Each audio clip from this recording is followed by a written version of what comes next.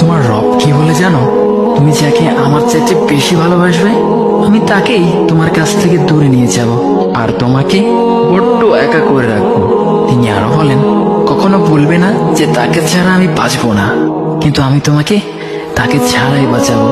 পিছনে স্বভাবে কেড়ে নিয়ে তোমাকে দিব্যি সামনে এগিয়ে নিয়ে যাব।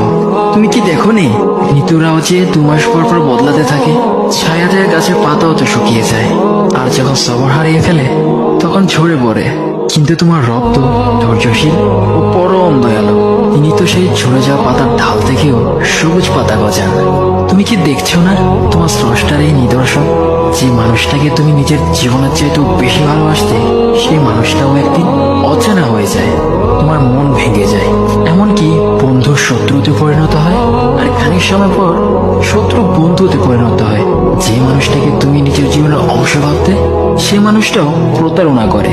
বুঝি না, এত কিছু হওয়ার পরেও তুমি তোমার রবকে বাদ দিয়ে সেই মানুষগুলোর উপরই ভরসা করো, যারা তোমাকে প্রতিনিয়ত কষ্ট দিয়েছে।